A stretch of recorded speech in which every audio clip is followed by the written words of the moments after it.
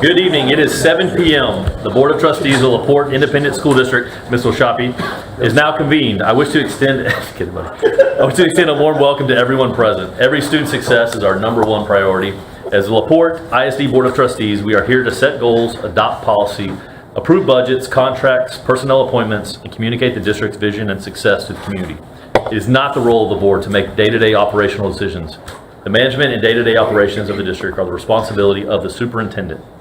This is a public meeting of the Board of Trustees, not a meeting of the public. School board meetings are open to all who wish to attend and hear the matters discussed. Audience participation is limited to the patron presentation portion of the meeting, and board members may not respond to the public comment section. These proceedings may be recorded, and I respectfully ask that you please refrain from talking while others are speaking. Thank you for taking time this evening to join us and for your interest in the La Porte Independent School District. I was remiss at the beginning of the meeting. We do have a quorum. We are missing Trustee Crutcher and Trustee Thompson, and we look forward to having them back with us next week. With that being said, this time we will stand for the Pledge of Allegiance.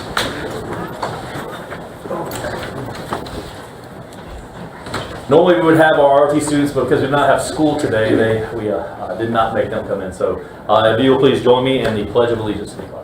I pledge allegiance to the flag of the United States of America and to the republic for which it stands, one nation, under God, indivisible, with liberty and justice for all. Now the Texas flag. Honor the Texas flag. I pledge allegiance to thee, Texas, one state under God, one and indivisible. Father God, we thank you for this chance to come together. I thank you with all my heart for these men and women that pour back into our district each and every single day. Our administrators, our teachers. We thank you, Father, for the families that put their trust in this district with their most precious possessions, Father God, their children. We ask that you continue to provide protection over every single one of these individuals. We ask certainly for wisdom and guidance on this board as we go forth and path the direction of our district, Father God. Just be with us in this meeting. We thank you for all these things in Jesus' name. Amen. Amen. Please be seated.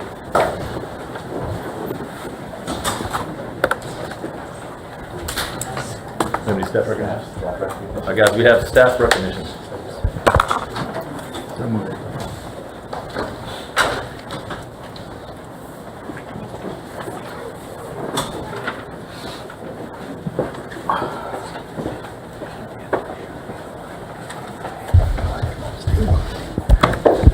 Good evening, ladies and gentlemen. As you know, October is National Principals Month, and that provides an excellent opportunity to thank our La Porte ISD campus administrators for their hard work and dedication to the students they serve. And we'll begin with our elementary principals. La Porte ISD elementary principals include Tammy King, Bayshore Elementary School.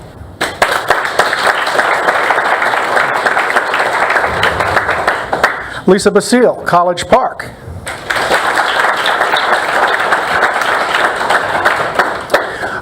Linda Hyde, Heritage.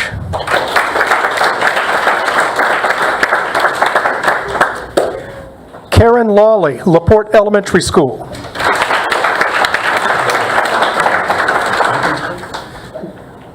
Alicia Perales, Lomax Elementary.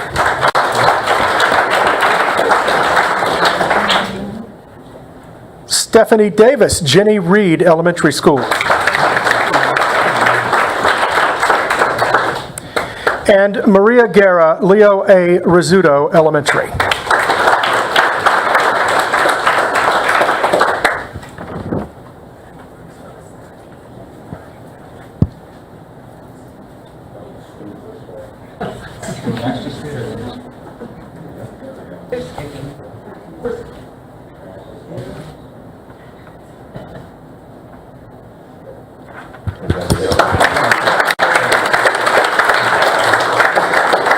Now we move to our secondary principals, beginning with Tracy Greenwood, James H. Baker, 6th grade campus.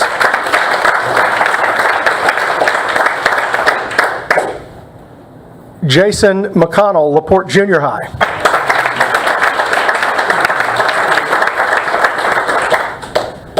Jessica Rose, Lomax Junior High.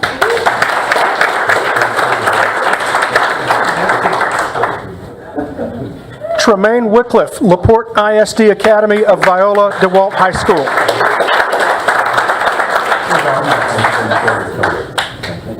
And finally, Dr. Cade Griffin, LaPorte High School.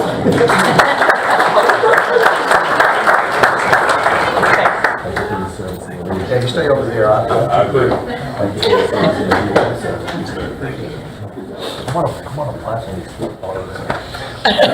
You're still not taller than me. That's why we installed it. That's right. Uh-oh. Thank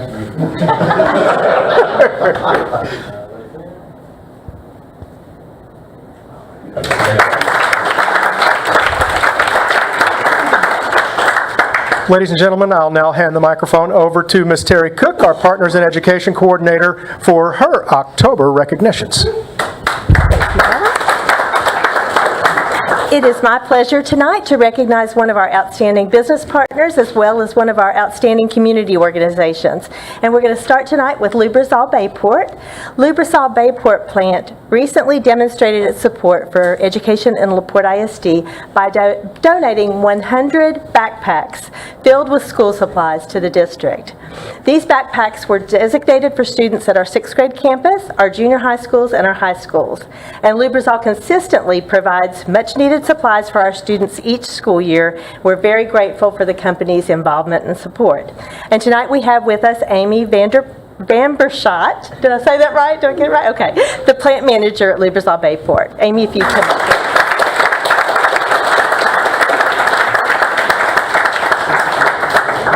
Thank you so much.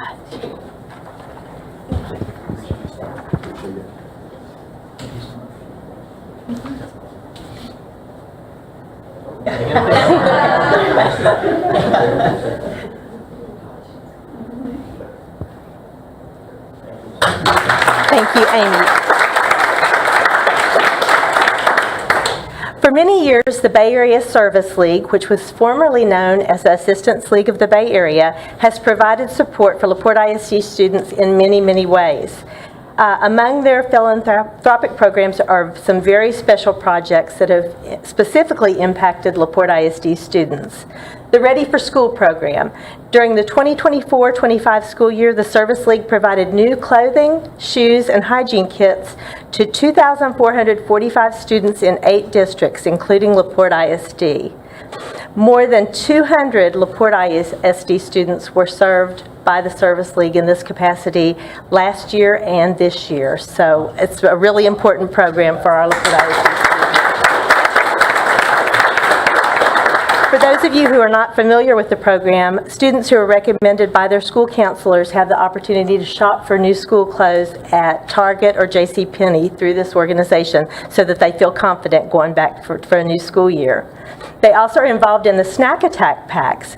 From June 2024 to May 2025, the Service League provided 10,480 Snack Attack packs, which include a microwave meal, sweet and salty snacks, and a drink to help children in 3 school districts, including LaPorte ISD, who are dealing with a lack of food at home on the weekends. During the 2025-26 school year in LaPorte ISD, they are on track to give us 4,000 snack attacks. Wow. Operation Cinderella. In 2025, the Service League assisted 165 high school seniors, including LaPorte ISD students, with dresses or suits for prom. Female students are assisted with a selection of formal dresses, shoes, jewelry, and purses, and male students are provided with a custom-made suit, shirt, tie, and shoes so that they have a positive prom experience. The Service League spoke at the Rotary Club meeting of the Houston Yacht Club the other day, and after the meeting was over, 2 of the young women who worked there came up and told them that they had been helped by Operation Cinderella and how much it meant to them. So we really appreciate that support. They also operate the Little Free Library at Northwest Park in LaPorte, and they work with the LaPorte Police Department to deliver caring kits to provide victims of abuse with a full change of clothing and hygiene supplies when their clothes are taken for evidentiary purposes. So we appreciate all the Service League does for us, and we have a small group. They're a big group, but we have a small group of their volunteers here today. Cindy Sanger-Lewis, if y'all come up, please. And Cindy's husband Stan also serves on our Education Foundation Board. Brooke Seema.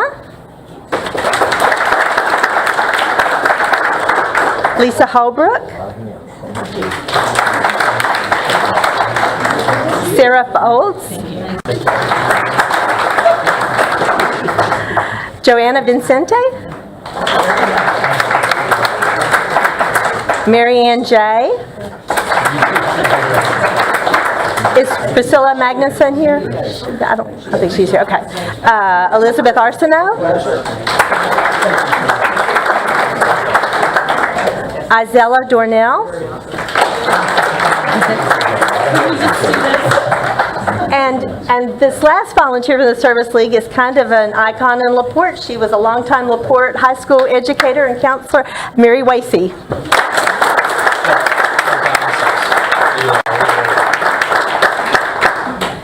Thank you for all that y'all do for us.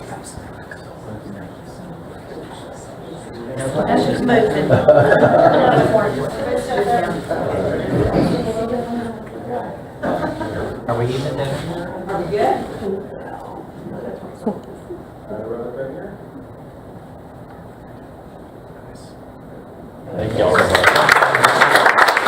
Thank you so much for all that you do.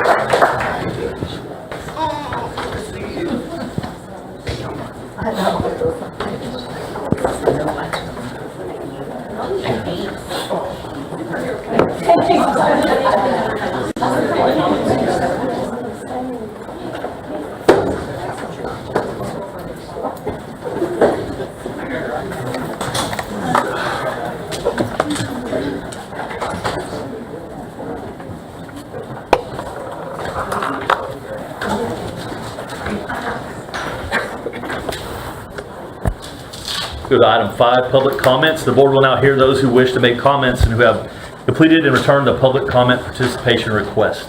Section will be conducted in accordance with the Texas Open Meetings Act and board policy. Complaints and concerns for which other resolution channels are provided shall be directed through those channels. Mr. Vice President, do we have any speakers this evening? We have none. All right, we will turn now to section 6, our administrative reports. Dr. Jackson. Thank you, Mr. President, and good evening, board members. President Martin. The Porte ISD begins the second 9-week grading marking period of the 25-26 school year this week, and we are pleased to share that our district's tradition of excellence remains strong. Our teachers are fully engaged in instruction, and our students are actively learning. And for the first time publicly shared with the board this year, we're proud to announce our students earned 33 AP Scholars, 1 AP International Diploma, and 39 College Board Awards this year. I think that deserves it. These achievements highlight their dedication and college level success, and more details will be forthcoming. Continuing LaPorte ISD's proud tradition of excellence, our nationally recognized band and color guard are off to a strong start. Highlighted by a first place finish at last weekend's U.S. Band Contest, they'll compete in the UIL Marching Contest this coming weekend. But you can get a preview of their routine this Friday at Bulldog Stadium during the Bulldogs game against New Caney Porter. Let's give the band another round of applause. Our volleyball and football teams are off to strong starts as they begin to set their sights on playoff scenarios, and our cross-country teams qualified for UIL regionals last week. Meanwhile, several of our water polo players earned all district honors, and our head coach was named District Girls Coach of the Year. This is a testament to the talent and hard work across our athletics programs. We invite everyone to come out and support our student athletes, as well as our students, performers, and trainers who all play vital roles in our school community. Let's just give them all a hand, please. And we are certainly proud to celebrate 2 of our LaPorte ISD teachers, one recently named a Shell Science Lab Regional Challenge winner, earning $20,000 to transform her classroom science lab, and another who participated in the prestigious Holsworth Retreat. Both are shining examples of our educators' dedication and excellence. Let's give our teachers a wonderful round of applause. And finally, Mr. President and Board of Trustees, our student success is driven by dedicated teachers, supported by ongoing professional development and strong campus leadership of the principals that we supported and recognized tonight. I'm grateful to our academics team and our campus principals for their commitment. And as we celebrate National Principals Month, please join me one more time in thanking our wonderful principals for their leadership and support to our campuses and the district. Thank you very much. And on behalf of our administration, teachers, and staff, we thank you, Board, and the LaPorte Independent School District stakeholders for your continued support as we carry on our legacy of excellence. We cannot do this work alone. It takes all of us working together, and we certainly have a strong vision at the top with our Board of Trustees. So thank you, and this will conclude Superintendent's comments for the evening. Thank you, Dr. Jackson. We'll now turn to item B, academic update. Ms. Abram. Team, Mr. Abram, Mrs. Viator, Mr. Chandler, Mrs. Smith, Mr. Bedford, and Mrs. Huffman. Listen, I came prepared with an army. Awesome. Good evening, President Martin, Board of Trustees, Superintendent Dr. Jackson. We thank you for the opportunity to present this evening. Dr. Jackson asked us to give you an academics update, and I wanted to be able to allow my team to speak on behalf of the great things that are happening in our department. So I'm going to introduce my team, some of the faces you haven't seen before, or you have, and I just want to reorient you to who they are. So we have Angie Viator, she's our Executive Director of Teaching and Learning. We have Mr. Joe Chandler, he's our Executive Director of School Leadership. Dr. Amanda Smith, she's our Director of Research, Accountability, and Federal Programs. Justin Bedford, he is our Coordinator of Data Analytics. And we have Belle Huffman, she is our District Bilingual and ESL Facilitator. They are going to provide you with an update on all the great things happening in academics. So I'm going to turn it over to them. Thank you. I'll see what you did there. Thank you, Ms. Abram. Good evening, trustees, and to our board and to our board president Martin and Dr. Jackson. We are very excited about the opportunity to present to you the academics update for October. And as you know, we have a team here, and we are going to celebrate several things. First of all, we're going to talk about our academic top priorities. We're going to talk a little bit about our Tier 1 instructional systems in place, our campus success with collaborative PLCs, our campus utilization of the district progress monitoring tools, and our bilingual ESL update, and finally, a hot off the press STEM celebration. And so, as you can see, our work is rooted and rooted with our tree, that we are our tree of success here in Dr. Jackson's academic top priorities, which include the positive culture of high expectations and support, high quality Tier 1 instruction, and data-driven systems for continuous improvement. And I'm going to turn it over to Mr. Chandler. Hey, good evening, guys. Just a couple things here. I think really if you look at these pieces and these bullet points, really talk about hard work. And I don't think it's anything that's new, but I think what we're asking teachers and what principals are doing is they're going deeper in the process. And anytime you do something a little bit different that's new, it gets people out of the comfort zone. And I kind of equate it to, like Dr. Jackson talked about, all the great sports that's going on in this district. That's through hard work and practice. Practice isn't made to make you feel comfortable, but if it's geared right, through with relationships and hard work, it makes you better. And so our principals back here are masters of doing that, raising those expectations with their teachers, but building relationships to make them feel secure as they go through this process. So let's highlight a couple of things here. Nothing is new here. When you talk about PLCs, it's about what we want kids to learn. And more importantly, how do we know they've learned it? So they go through a structure, it's a protocol, from student work analysis to asking hard questions of their practice. You get into at-bats. That's the practice lab. That's where, right now it probably feels very administrative driven, but eventually the goal will be where it becomes more of a grassroots movement, where teachers are giving feedback to teachers. Less administrative, they may be asking those probing questions as they should, but it's been driven by teachers. And obviously we're always going to be looking at LAPs, or what we call LAPs, or look-fors. Look-fors is the evidence to know that kids have gotten it. Teachers know through content, they know what they're looking for. So as they're working with kids, they can see evidence that kids are being successful. And then finally, we talk about get better faster. It's a research-based approach to coaching and support. It goes hand in hand. And all of our systems, as you look at these things, are geared to create the right environment for kids to learn, for all kids to learn. Well, but it's hard work, guys. It really is hard work. And I think what principals are doing, they're not managing from their offices. They're in the field, they're in the work, they're in and out of classrooms to support teachers, to guide teachers, and to help them through this process.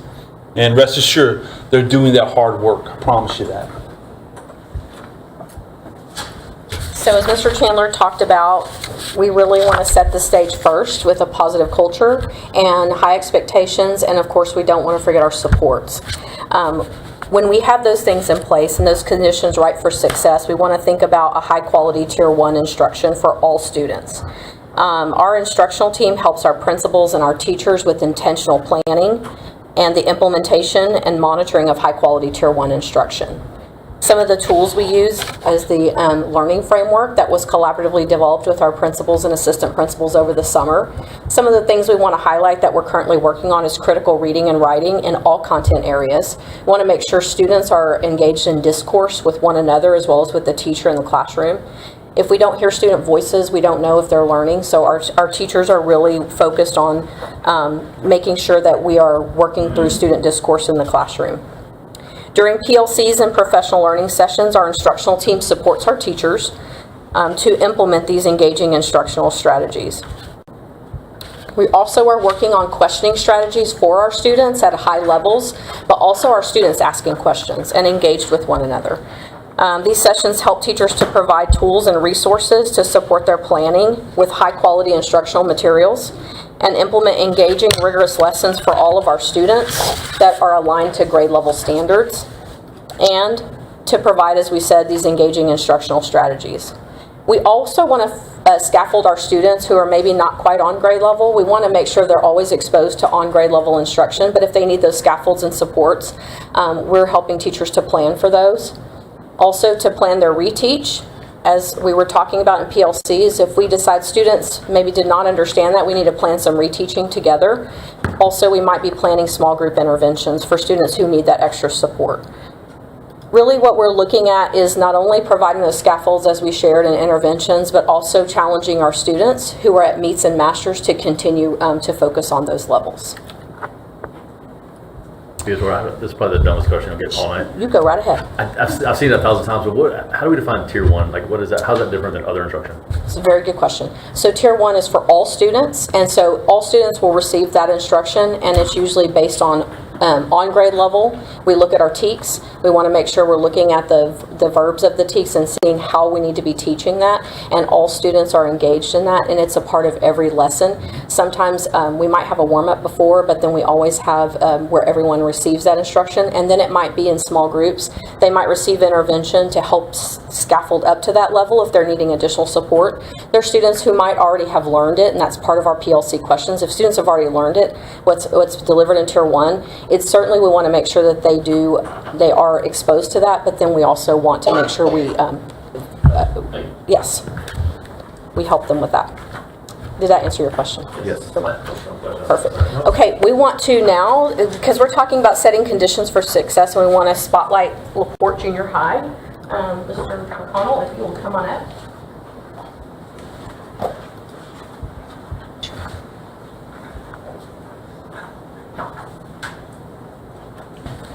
Evening, Dr. Jackson, President Martin, Board of Trustees. Truly my privilege to be up here. To talk about LaPorte Junior High and what we've been doing on that campus in regards to Tier 1 PLC process. If you guys remember when you bought your first car, the feeling of buying the first car, armor all, take care of it. Same thing at LaPorte Junior High. When I came on board, the PLC process was more of a meeting.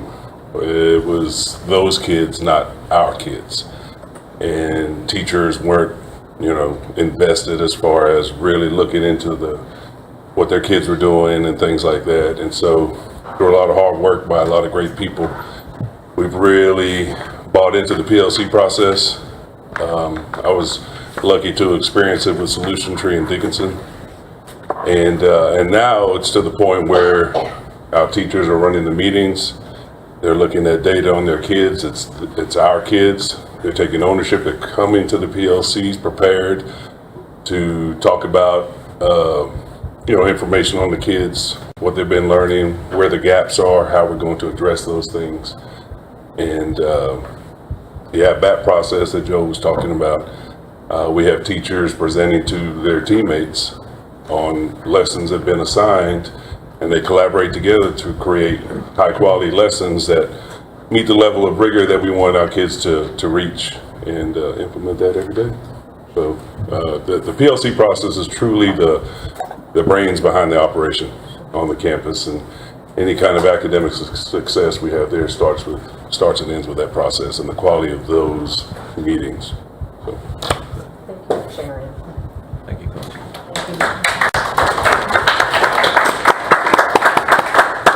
Dr. Smith is going to come up. Good evening. As Mr. McConnell just mentioned, ownership and identifying and addressing gaps are critical to supporting student success. Supporting the big rock of data-driven systems of continuous improvement, we have several tools that are built by Justin Bedford, who's with us here today, to provide an essential layer of empowerment for our campuses as they monitor the student progress throughout the year. The data systems work is foundational in identifying strengths and opportunities through multiple assessments, including CBAs, MAP, STAR, and TELPAS. Here are several of the assessments utilized through the school year. Let's give you a couple seconds to read it. After the assessments are provided to the students, this is the time in which the data analysis begins. The data monitoring work is driven by campus's unwavering commitment to student success and the guiding principle, no one goes backwards.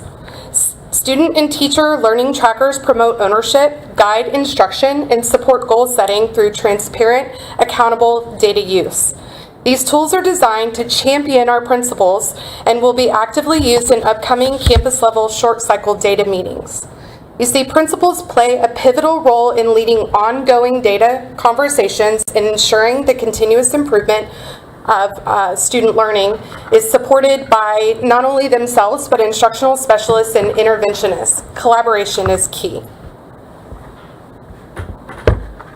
All reference tools that I'm talking about and that Justin's going to take you through are embedded within the Instructional Commitment Framework. This is accessible in the Principal Data Portal and the Leadership Weekly. Justin will now walk you through the data monitoring systems and the tools developed for principals that bring this work to life.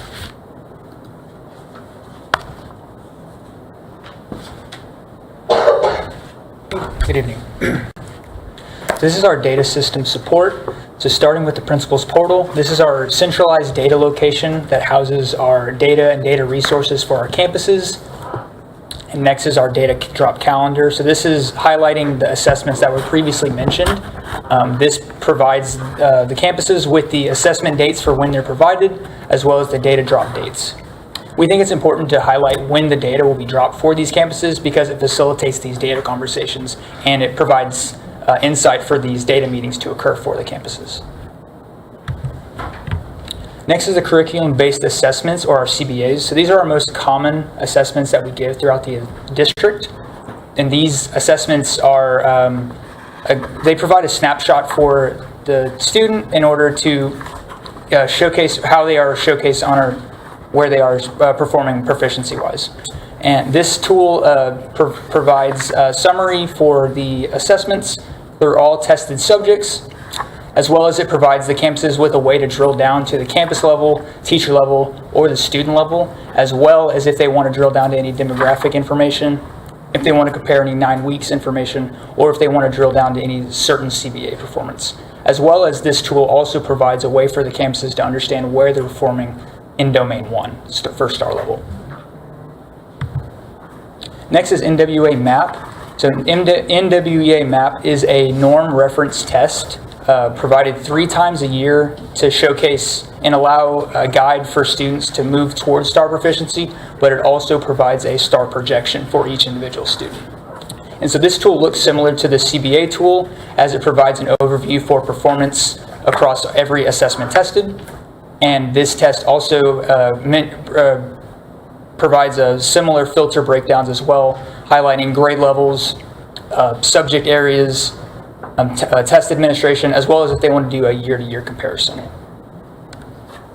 And as well as it also compares the Domain 1 as well. It provides that as well. Next is the STAR Growth Projections tool.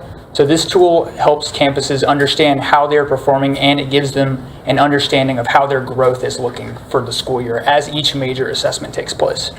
So as you can see, this provides student information for each individual assessment as each individual assessment takes place. It provides an overview for how each individual student is performing, as well as it gives them a growth point calculation for each assessment compared to STAR, just to give them an overview of how each individual student is projected to give them for growth for Domain 2.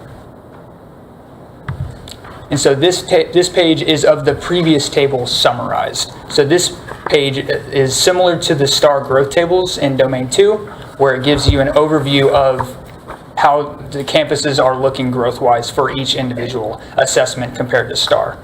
And it provides a similar filter breakdown for if they want to look into teacher information, class period, subject area, etc.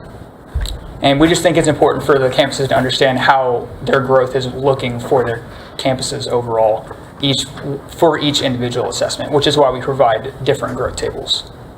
So are these, just out of curiosity, are these proprietary? Like, are these formulas that come with the projections, where are they coming from? Is it something that you guys came up with, or is it? It's based on STAR. Okay. So it's STAR based of how their growth is calculated. It's just converted to the map or benchmark or EOI map.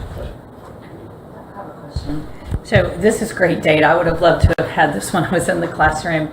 But how is this going to be affected by the new STAR process? Like, we give MAP 3 times a year.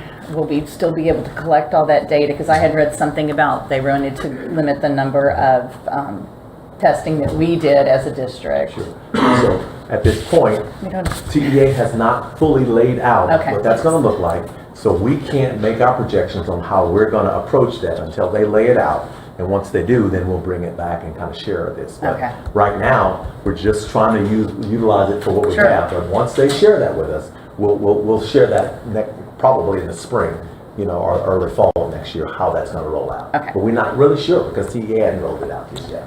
Okay. And next is our teacher learning tracker. So this year we're rolling out a learning tracker for each individual teacher to be able to track their students' individual CBA performance across the entire school year.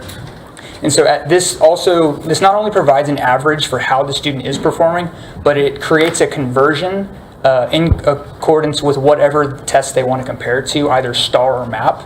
And so this conversion performance can be compared to their previous test information. So it can not only give them a gauge of how they're performing, but it can give them a gauge of if they're growing, as well as if they're meeting their goals that they're setting as well.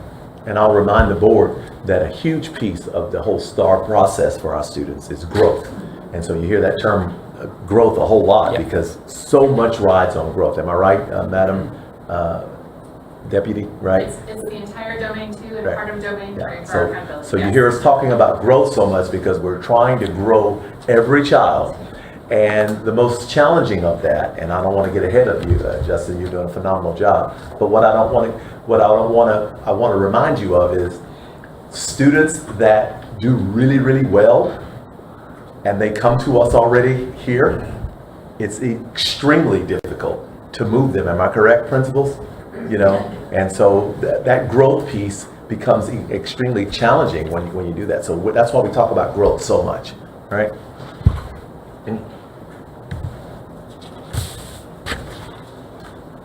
I want to say that Justin probably needs a Secret Service detail.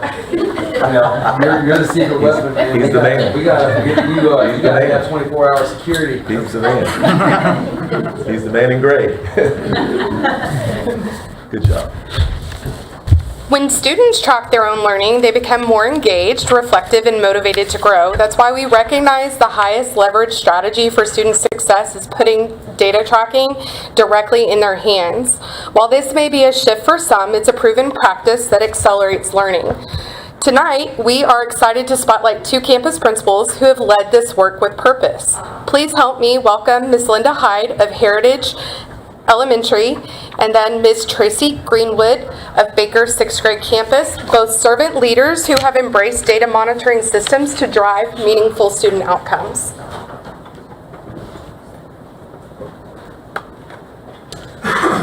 Good evening, board. It's nice to be here. You've heard a lot of talk about instructional PLCs and the importance of those systems, and I would agree that they are extremely important to make sure we have good solid Tier 1 instruction as well as Tier 2 and Tier 3 instruction. But we also have a system for monitoring, is that instruction really effective? And so that's our data systems that we use. And so at Heritage, it's been said that if there's a spreadsheet for that, I probably have it. Although my spreadsheets look nothing like Justin's. And so, but we really have embraced this system for monitoring our student data through data PLCs, just like those instructional PLCs that you heard about earlier. So in the last couple of years, we've really dug into data. We've looked at student individually, we've looked at CBAs and MAP and STAR, and we really look with kind of a telescopic lens on how specific students are doing on specific assessments. And then we design instruction to help fill in gaps and to fill in those needs or to support teachers. But what we were noticing about 2 years ago out of our campus needs assessment, we noticed that despite a lot of focus on data, we still weren't getting kids to where they needed to be. And so I began to look at why was that? And there were kids who were not successful that were never on our radar. Despite how much we looked at data, they weren't on our radar. But when I went back and looked at them in WHERE, which is where we had all that data stored, they should have been, right? So they were always right there on the cusp. And so when it came to a big assessment, they weren't successful.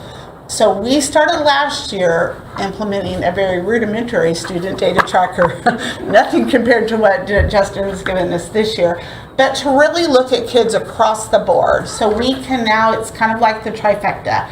We have our data PLCs on our specific assessments. We have a student class tracker where we can look at how every student is performing in accordance with their goal. So we do use a goal setting tool to help kind of give kids a target of where we want them shooting for. We know that all kids can't achieve at the master's level, but they should be able to master the curriculum, which is to achieve at that MEETS level. So we help our students set goals, and then we can monitor every single data point on how it compares to that goal. And then we added those student success folders, so those students tracking their own goal folders. So I think that the 3 pieces together just really, hopefully, will serve to be a trifecta for Heritage. We all know about the data, we talk about it open and honestly, and we're really excited for the results that it will bring.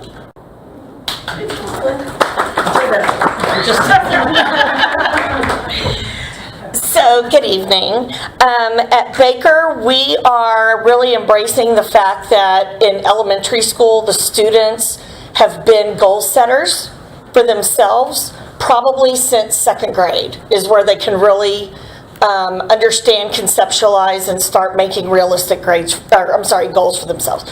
So we're taking that and we're using it in 6th, of course, because it's just a continuation. So our students all have data folders as well. They have data trackers for all of the different assessments. They have a CBA data tracker, they have a MAP data tracker, they have, which goes into our STAR, our benchmark data tracker. We're just really, I feel like the more the students are involved in that and they're making their own goals, the more we have buy-in and engagement. And I can tell you, and I know everyone else in this room can tell you, that when MAP comes around, the kids get super excited because MAP gives you your results immediately. So the kids know before they get up from that computer if they met their goal or not. So the cafeteria is usually buzzing with everyone who's met their goal, and they just can't wait to come up and tell an adult, I met my goal, I wanted it to be here, and I met it by, or I exceeded it by 12, and I'm like, that is amazing, and we put incentives together and things like that. Now, what we do at Baker also is for the student, I'll bring in my PLC. So at the beginning of each month, we determine, we look at our assessment calendar, and we determine which PLC is going to be an intervention PLC and which one's going to be a data PLC based on our assessment calendar. So when it's a data PLC, that's real quick, that's very shortly after an assessment. So we're looking at fresh data, and we, like Linda said, we discuss it openly. We're super transparent with our data, and you know, some people might get a little hurt by that, but it's very important for us to all own it as a team and not in silos. So then whenever we get to our intervention, that's when teachers bring in exemplar work samples. They bring in work samples of a student that they're even struggling with. They need ideas, they need help. How do I get this kid to understand this? And we might take one of the teachers that had a really good result in that specific TEK and say, you know, you're going to do an at-bat next week, and you're going to show us what you did for this type of question. And so those are the two different types of PLCs we have. And it's just really powerful. And I'm going to tell you, the at-bats is a game changer this year. To watch those teachers get up and teach in front of each other, and they even speak to us like we're their students, and it's really neat. It took them a little bit to get used to it, but now they really like it. And I have a couple of brand new first year teachers who need to see that. And then they need to do an at-bat so that their colleagues can let them know, now wait, don't forget this step, or don't forget, you know, it's just so powerful to practice something in front of your peers before doing it in front of students and make a mistake. So, you know, teaching is a craft, so we need to practice before we are on the stage. So that's kind of what we're doing with our learning trackers. My assistant principal, Mr. Arispe, is working on a dashboard, which is similar to what Justin has provided us. He's amazing, I agree, he's awesome. He has given us our high targeted kids, our list that, you know, just takes away so much, not work, but just he helps us really hone in and focus on those kiddos. So we're going to be making a dashboard also for our teachers to plug things in so that they can see how the kids are doing that, or, you know, how they're progressing. But there you see some of our trackers that we use that took a team to get all those together. So, but are there any questions? I wish I had all this when I was in the classroom also. We came from back in the day, in the 1900s, where you had to pull your own, to segregate your own, come with it. Grade your own. Grade your own. I do like this at-bat thing, because we have so many teachers that come to us that have never even done any student teaching or anything like that. So I think this is really, and some of them are, we've got experienced teachers that have never had another teacher watch them teach. And trust me, I've walked into classrooms before when I was teaching and gone, you just did that?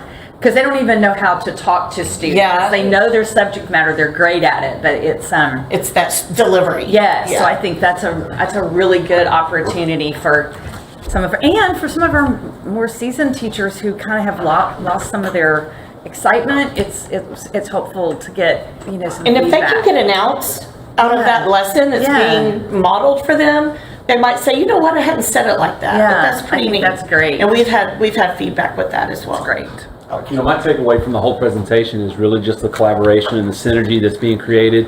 I know a couple of years ago was the point that there were silos. One of you said the word silos, and everybody was kind of cordoned off. It was like this campus kind of competition, and yet we all rise together in terms of we want to be evaluated as a district total, and I think you're seeing more of that. And just, you know, like I said, it's infectious, and it sounds like things are creating some momentum. Yeah, that's good. My comment's kind of the same line as Trustee Hanks. Like, so if I understand it, so the district provides kind of a high level assessment tools, but but every campus has the ability to kind of go in and tweak it and modify it to their discretion, right? And that's amazing. Do you guys have the chance, I assume this is happening too, but do y'all have the chance to come together and collaborate and say, hey, this is what's happening in Baker, and you guys can do it over here? And, We have I think it's principal awesome. PLCs. Really? Oh, nice. We do. We have principal PLCs as That's well. awesome. Thank y'all so much for sharing. Thank you. Good job.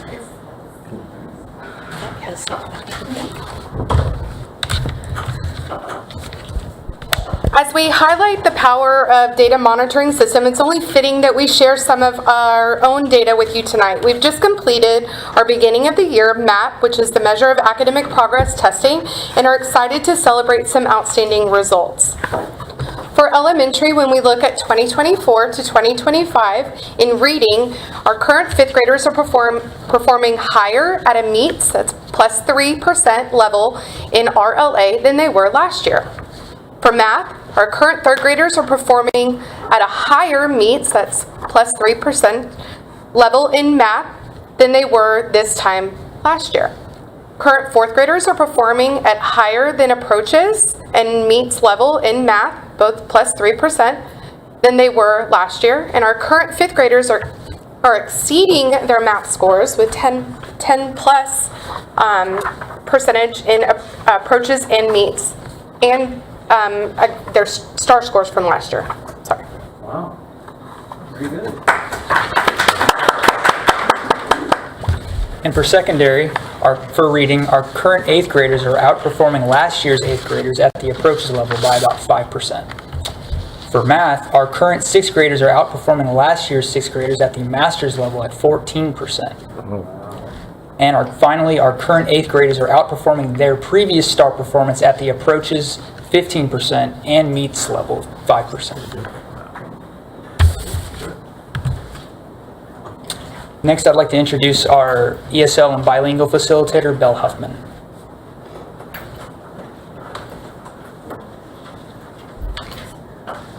Good evening, everybody. Again, my name is Belle Huffman. I'm the facilitator for the bilingual and ESL program. I'm going to walk you through the report for, Okay, our report for the school years 2024 and 2025, and I'll begin by defining what the population that these language programs serve, which is our emergent bilingual student. And that is a student who is in the process of acquiring language and has another language other than English as their student's home language. EB students require additional support to succeed in the classroom, and sometimes we can still refer back to them as students of limited English proficiency, and also are English learners. Here are our language programs that we have at LaPorte ISD, starting with the Transitional Bilingual Program, which is categorized under an early exit program, which means that our goal is to have our EB students ready to enter an all-English class by the end of 5th grade. So in this program model, emergent bilingual students will use their primary language as a resource while they're acquiring the full proficiency in English. And I did want to note that this previous year we had the bilingual program move from Heritage Elementary to Rizzuto Elementary, and that was it was a smooth transition, and I think all the teachers and staff have already situated themselves and are really feeling like they're at home in their new campus. Continuing to our ESL programs, we have a content-based program, and in that program, the content teachers are all certified in or ESL certified, and usually we see this kind of program at the primaries because the students stay with that same teacher all day and see the same content with those teachers. So that is why it's called all content, they're content based. And then we have our pull-out program, which is one we see more in the secondary campuses just because the students are switching between teachers or even in the higher grades. And this is where the reading and language arts teacher is the only one required to be ESL certified, and she is providing the language supports that the students need. And both of our ESL programs are, you can see, those are throughout all of our campuses, whereas our bilingual program is just at Rizzuto, and then pre-K is at College Park Elementary. And then we also have our newcomers. LaPorte has been welcoming newcomers for several years now, and that is referring to students that are new to the country. And so we are supporting them through various ways, including the English Language Development Block, which is a specific block of time where the focus is learning the English language. Not so much content, but specifically English. So we add more of a social aspect for them to be able to make that transition a little more easier. In the high school, we also have a curriculum that focuses on this as well. It's suited for older students, but also learning, the beginnings of the English language. We also have translating devices for them available. We see that a lot more in the secondary as well. They use those to translate any handouts or documents, and it does it quickly and accurately so that they have access to whatever the teacher is presenting or handing out to them. And we also try to cohort them so that way they have some sense of a community, but they're also still included with the regular class. And then they also will have extra assistance from a bilingual paraprofessional. This is our enrollment, our emergent bilingual enrollment in LaPorte ISD.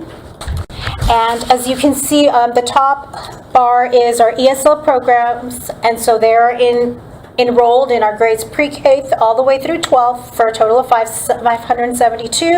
And our bilingual program only goes up to 5th grade, so the enrollment goes up to there. And then if they're still not ready to exit out of the language program, they will transition to an ESL program at Baker.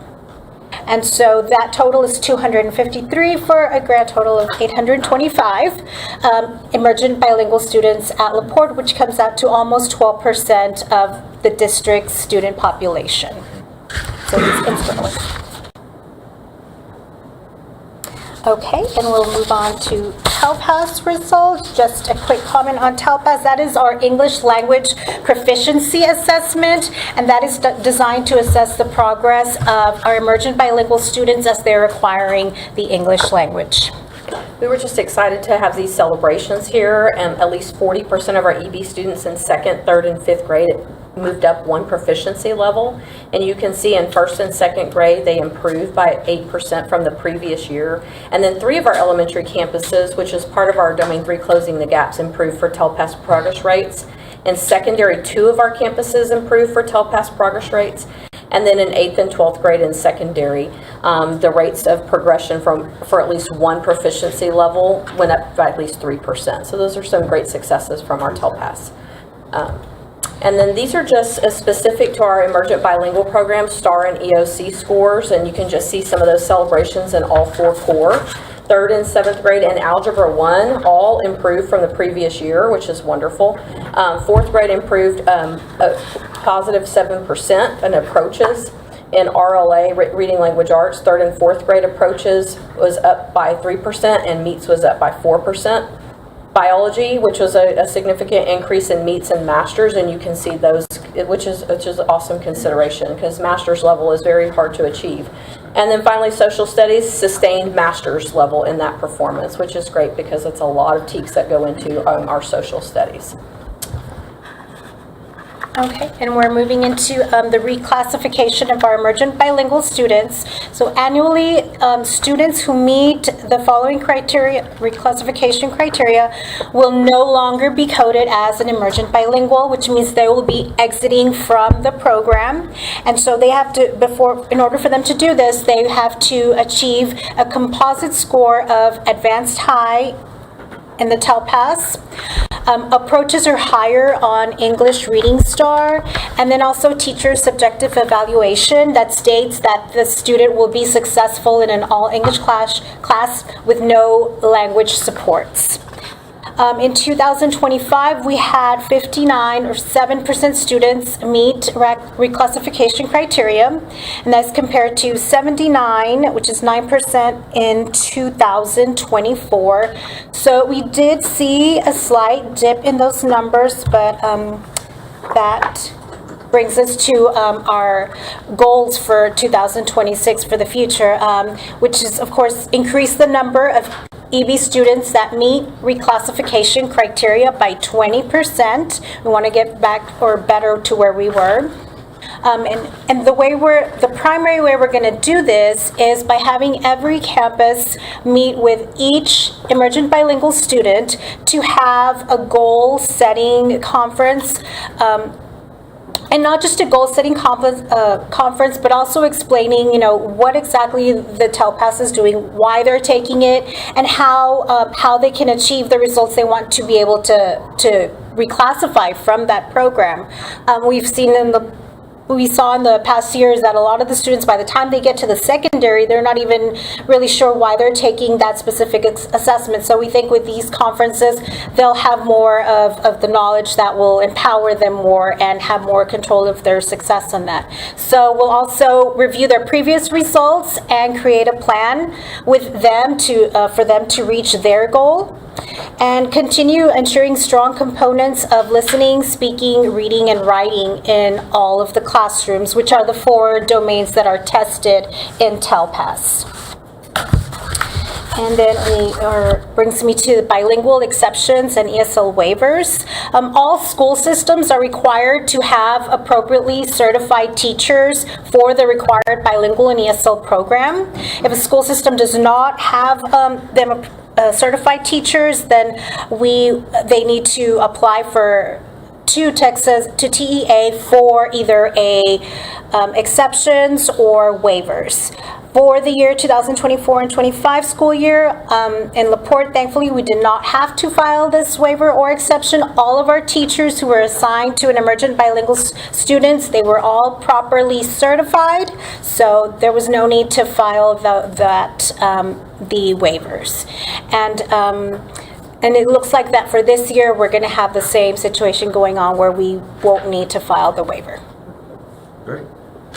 So how many languages are represented in our emergent bilingual program? The biggest is Spanish, but we have over, I think, I can't remember, from 12 different languages. I mean, because we'll have one in each. We're seeing a lot of diversity right now, and so they're coming from a lot of different places that we hadn't seen in the past. So it's fun to do. I go back, Dr. Jackson and I and the board have a lot of conversations about recruiting X amount of students, like our 7,400, 7,500 is kind of our sweet spot. And I guess when I hear emergent bilingual, my head always goes to, I always just assume it's Spanish only, but here there's many different languages. Like I said, we're seeing maybe that's more a and more selling point. different. I'm not saying that we don't do that, but again, I'm on the board. I didn't know that until today, and so maybe that's something we advertise. Yes, we do. That's all. Thank you. Thank you, Belle. It's a great job. And we want to highlight one more campus, and it's Lomax Junior High, because they're doing an outstanding job in monitoring their students' progress. So, good evening. So we did this last year. I was thinking, we do a lot of goal setting with our students for academics and things like that. And so our kids take TELPAS, then they go to summer, and we don't talk about it anymore until it's time to take it again. And so I thought, well, let's tell kids how they did. And so we merged all of the data of how they performed their previous school year and with STAR. And then all the administrative team pulled them in, and we talked to them about what their goals were for the next year. A lot of them didn't know why they were taking it. They had no idea about a home language survey when they're in kindergarten or pre-K. They had no idea how they exit from it. They're like, I just know I speak Spanish and this is what I have to do every single year. And so we met with kids and showed them, we used some at K-12 in our intervention block where they practice listening, speaking, because those are the two that are really hard, especially at a secondary level, because they have to talk into a microphone and they don't like doing that. And so we purposefully met with every single student. We went over how they did in all 4 of the areas: listening, speaking, reading, and writing, and then their composite level, and then how they did on STAR the previous year. And so then we had kids set goals. So when I'm now working in that intervention block, I know I need to practice on my speaking for this, or I'm really good at this, I need to practice on this area. And so then we had kids set goals. I had one young lady that said, so I could write like a script like I do in theater? We're like, absolutely. And so we were very proud this last year, after doing all these goal setting, of the 59 that reclassified, 11 of which were from Lomax. So we were very excited for that. So we're going to do it earlier this year, and so that way it sets a purpose for what they're working on. Thank you for sharing. Thank you, Ms. Rose. As you can see, and you all were sharing about the collaboration that's going on and just some learning spots, but I just wanted to highlight the fact that we're working on growth every day for every student, and they're pinpointing and drilling down with the data. I want to say how proud I am of them embracing these and just really owning them. And as Dr. Jackson shared, when kids are already high, sometimes that's the hardest part, to help maintain that or help them keep growing, and we certainly are committed to that to make sure that they're prepared for college and career readiness. The last thing we want to highlight is our STEM celebrations, and just 2 things we want to note because they're timely. Bayshore Elementary was selected to be one of only 30 campuses in Texas to host the Texas Mobile STEM Lab in March of 2026. We can't wait till we have pictures of this, but all of our Bayshore students will have the opportunity to explore hands-on STEM challenges in addition to what we already have going on in the district, but this just adds another layer for those students to have a state-of-the-art mobile trailer come and visit them. The second thing is Baker's 6th grade campus is one of 19 schools in Texas to participate in NASA's Growing Beyond Earth program in collaboration with Kennedy Space Center, Florida. So students will have real-world plant growth experiments that they'll have going on that were designed by NASA scientists. And also we're the only school in this region to be selected. So those are fantastic things we thought you'd want to know about, and we just really appreciate you for letting us present to you tonight. I don't know if you have any additional questions for us. Did you apply to those things that we were selected for? We did, yes. We sure did. Absolutely. And I'll add, for the board's sake, 3 years ago, you gave us permission when I brought an idea to you to implement STEM district-wide on all of our elementary campuses, including Baker. Yes, sir. Remember that? Yes, sir. That's been 3 years now that they've been in full implementation. So I want to just say kudos to this board for giving us the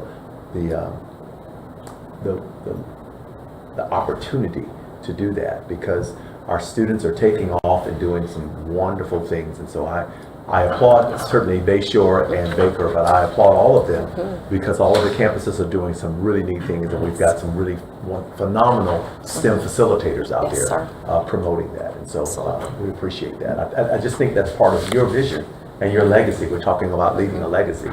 That's 3 years in the making, and so we're beginning to see some of those things come together as well. Yes, sir. Thank you all I want to acknowledge everybody, the initiative to go find these programs and stuff and not accept things as they are. Yes, sir. And I think that's just a testament of what this vision's been for a number of years now, and it's paying dividends. So kudos to you guys. Thank you all so much for the opportunity. Thank you all very much. We'll now go to item C, bond safety and security update. Dr. Martinez. Good evening, President Martin, Dr. Jackson, trustees. Give me a second to pull my presentation up. And I clearly need to learn from my colleague over here because it's just me tonight. But you didn't get the memo. I really do enjoy following academics, because it really goes to why we do what we do in our departments, and that's to provide safe learning environments for both student and staff success.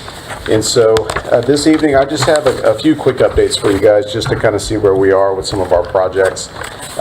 We're almost there to where you're going to start seeing some excitement happening at the high school. That's the vision for the courtyard. To that bottom left there is about where we are right now. We've got the gravel for the turf going in. We've got the turf on site, so we should start seeing that within the next couple of weeks. And then once that happens, that'll move pretty quickly. And so you'll see that courtyard really starting to transform. That steel package has been released, and so you're going to start seeing some erection of steel and actual building envelopes start to take place, and so that'll be exciting to see. So that's where we are.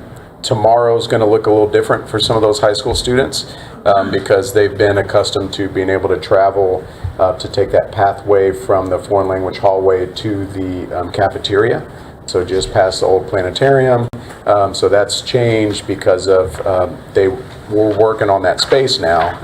Tellefson was gracious to give us access to that space up until the last possible moment. So we will no longer have to be able to access that pathway to the cafeteria. Kids are going to now have to go outside. So we try to keep them inside for as long as possible, but they're going to have to go. There's a canopy built, beautiful canopy built for students.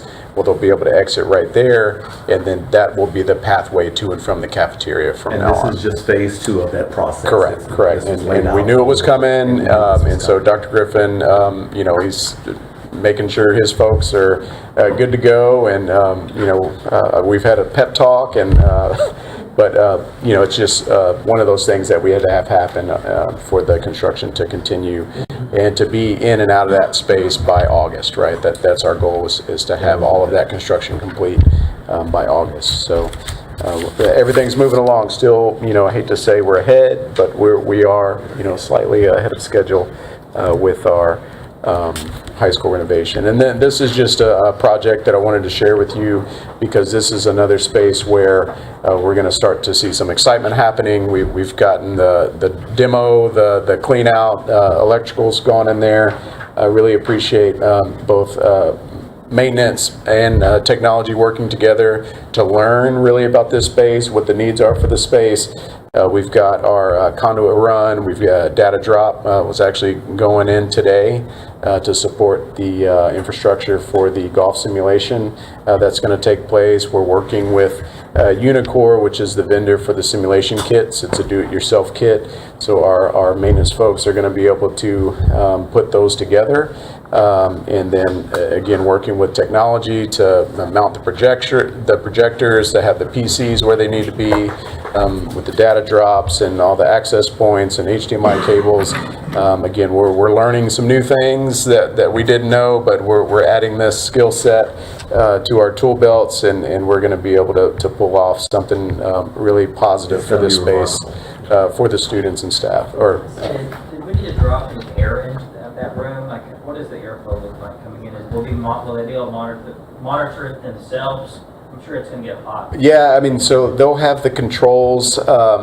We don't currently have a plan for the air for themselves, but they'll be able we'll be able to monitor that. Unless they changed it had to ventilate. I taught classes. Right. No, it has great. It's a No, it feels great in that space. We are going to put a camera in the space, and all of the data requirements are going to be there. But it's coming along nicely. We hope to have this project completed by December. Our goal is to complete it by the semester. So what you'll see next is the paint over the conduit. And then we'll start carpeting, and then we'll have the actual installation of the kits, which again should go pretty quickly in that space. We hope to get the students in there soon so they can really see the vision from the ground, kind of ground floor, and then open that up to possibly Booster Club, so they can also be involved in that process as well. So, Board, you're welcome at any time for us to conduct a board walkthrough there through any of that, as you like. Okay. So that bottom left picture, that's Brad, that's our electrical foreman, Jason. They got to go kind of see what this looks like once it's finished, which was really helpful and beneficial to them.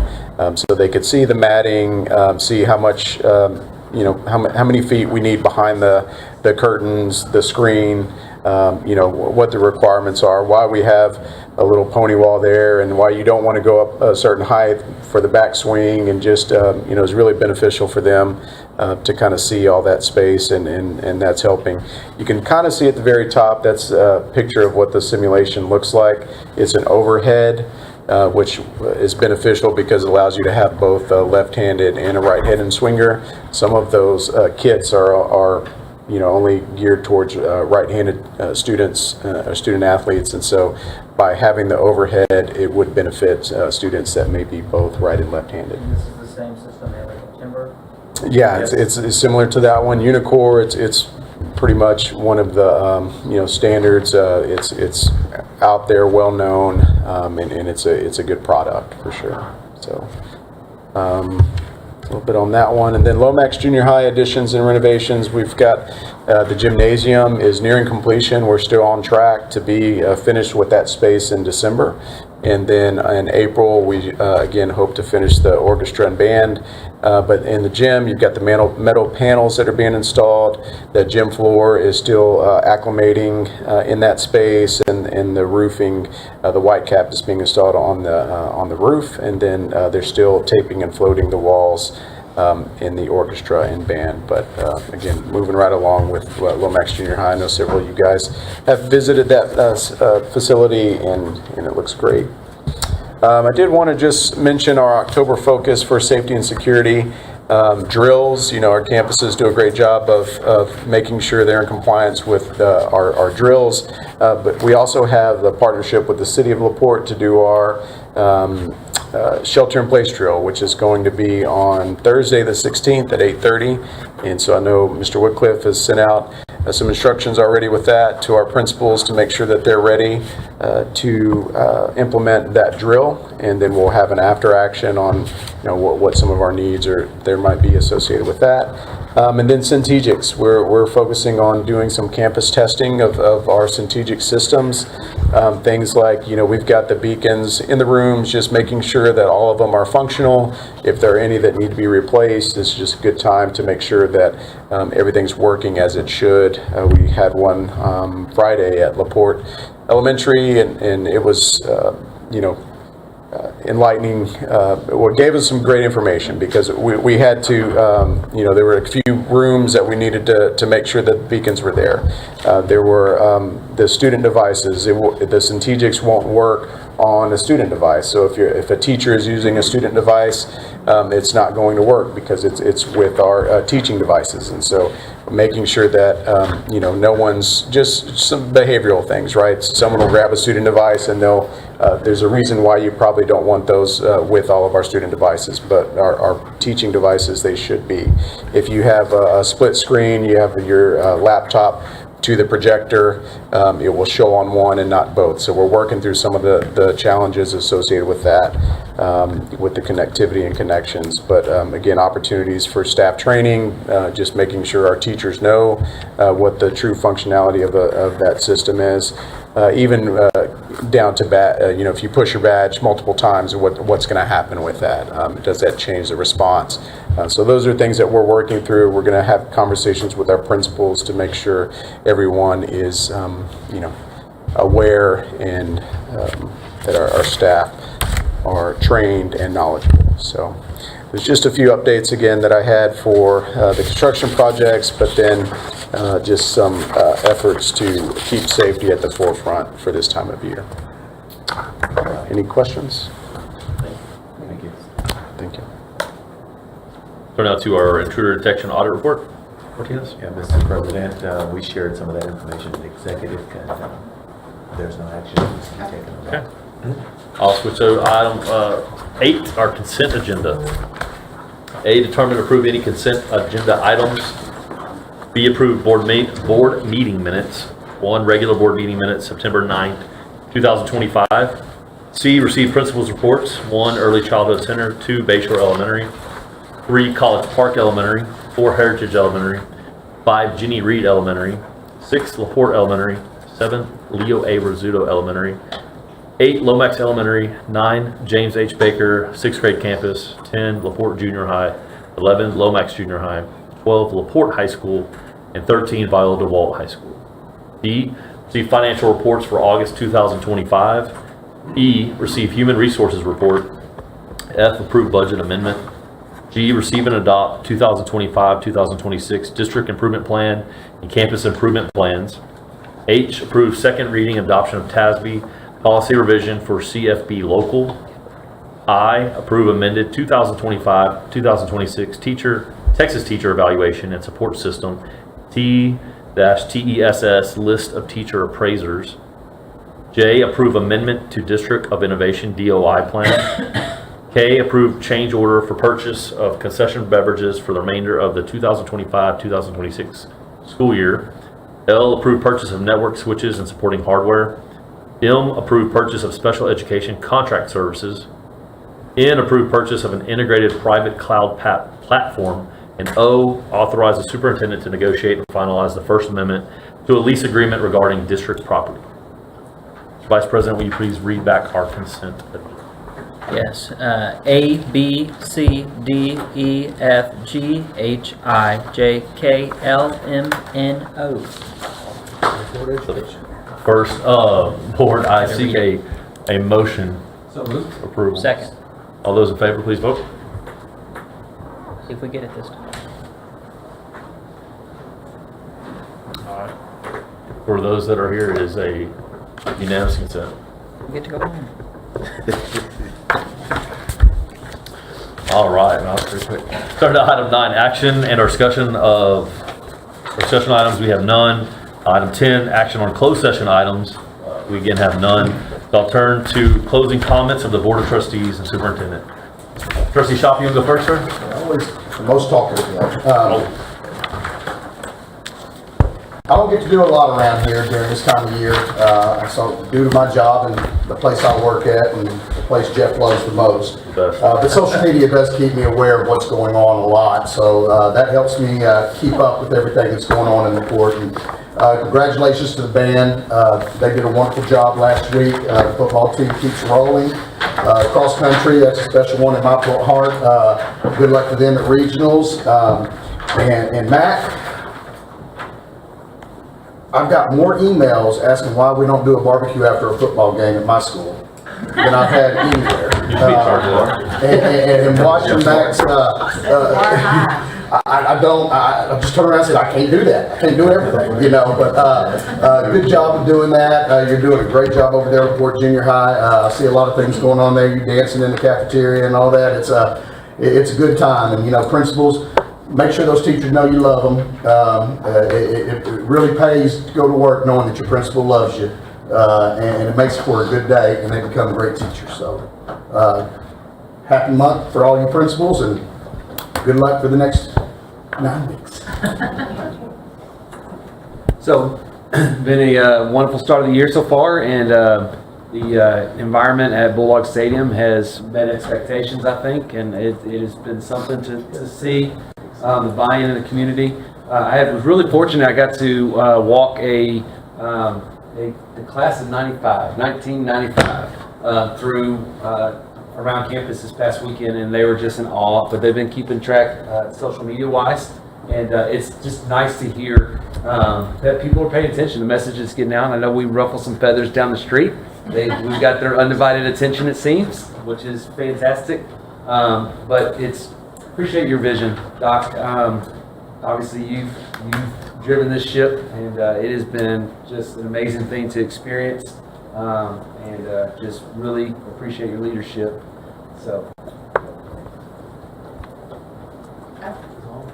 Well, thank you, principals. I know this is a very difficult job, takes up a lot of your time, and so we really do appreciate everything that you're doing. I'm excited to hear about the PLCs and all of the things that we're doing to help support teachers and, you know, get them through, because this job has become very, very difficult. You know that. And so just FYI, in case you don't know, we've got the musical auditions going on. We're going to be doing Fiddler on the Roof this year. And I'm proud to report that Tevye will be played by our all-state nose guard. So I always think it's fun when, you know, you can talk about the big football player being the lead in the musical. Somebody was telling me the other day, they said, so what are these guys' second sport? musical. No, really, it's the musical. So yeah, that's exciting. So lots of great things happening in our district. Only two things. One, you're welcome for not pulling any consent items. That saved us all some time tonight. Second, Ralph, I saw the nutrition department was recognized by the Department of Agriculture for using locally sourced foods. So we got a great shout out there from the state of Texas and Commissioner Miller. So I thought that was pretty neat. Looking forward to serving food tomorrow. I'm hoping it's a simple dish. I was pretty worn out last year and it was only pizza. So I'm looking forward to that. Thank you to all of your folks for Nutrition Week. Looking forward to that tomorrow. That's all I got. I'll ditto. I first want to commend all the principals. We always talk about how teachers have the most difficult jobs, and they certainly do, but the principals have to also deal with the families, the kids, and also managing the staffs of the schools. And I have a staff of 5 and 4. It's hard with 4. I can imagine, some of you guys have 50 or more. And so thank you so much for answering that call continually to pour your hearts back into the school district. I also had the chance to attend the Lomax versus LaPorte Junior High football games. And why I bring that up, it's such a cool thing to see. Like, they had the 8th grade games at the high school. And that was the biggest crowd I've ever been to for any junior high football games. And so I commend Principal Rose, Principal McConnell, certainly the coaches and everybody that put that on, because it was a big task. But it was really cool to see that, and hopefully that's something we can continue going forward, because it was really, we had people, relatives that I don't think ever come to games, but they wanted to see the stadium, and so it was a great night. I also had a chance last week. I love that Terry and her team honor all the partners in education and the amazing companies and people that pour back. There's one that I had a chance to go to last week that I was unaware of, a law firm called Arnold and Ipkin, and apparently for the last 9 years, they have 5 different districts that they work with. They put out a contest. This year is about what does responsibility mean. So it's the 5th grade students in LaPorte ISD and these other 5 districts. That's 600 applicants. They selected 15 total, and then they grade them like first, second, and third. And each district gets about $4,500 back to the schools. They make donations to the kids. Each get $250. The winners. They get to pick the charity of their choice. So I think it's $1,000, a $1,500, and a $2,000 donation to the school for first, second, and third, and then also to the local charity of their choice. They make that equivalent donation back to a local charity. So it was really cool to see that. They took these kids to the courthouse downtown and then had a private lunch for them. And they rolled that out, and they weren't looking for any kind of recognition. I thank them on behalf of our district. I mean, this is an amazing thing you guys have been doing for a lot of years. We appreciate it. So it was really cool to be a part of that. And I say this, there's so many of these other stories that Terry and I talk about, that like there's so many companies that have been pouring back into LaPorte ISD for so many years. And so I just want to publicly say thank you, because the impact is definitely monumental. And to that regard, as we were talking this evening, Dr. Jackson leans over and he said, man, these are the most sophisticated systems that we've ever had in this school district. And I've been on public record, so when I first joined the board, we had Dr. Jackson told me, we're not going to build anything. Then 2 months later, we were doing a bond. And I said, God, I love you, man, but man. So this whole process has been long, and I love that we're kind of at the end of this bond. Bonds are necessary, and it's amazing now that we're kind of coming off, the backside of it. But I've said publicly, man, I'd like to get back to focusing on academics. And I know that that's not a great statement, because you guys have been focusing on it so long. But for the first time, it's just, again, I'm the dumb Aggie, but it's so evident to me, sitting on this board for the last 4 or 5 years, that it seems different now. Like the things are falling into place. So that vision that Annie mentioned, that you had Dr. Jackson and your team, and putting the right people in place, it's totally different, at least from my perspective, than it was when I first got on this board back in 2021. And so I commend your team and everybody here that's making that happen. And I think that, like, I love that, like, there's buy-in from the campuses, and they've now like gone to where Ms. Hyde talked about, they're embracing this. And so I just encourage ones. I know if you've been here 20 years or more, so change is scary. I don't like change a lot of the times. But I encourage the ones that may be a little apprehensive, just to please continue, trust this process, embrace it. We appreciate, certainly from the board level, these positive changes that you guys are rolling out, because it definitely, we talked about the culture several months ago, how that just totally feels different. But I mean, the updates we're getting on academics, that's the heart of what we want. And so thank you guys for that. And I will shut up. So unless we have any other, would you like to say anything? Thank you, principals, for all you do.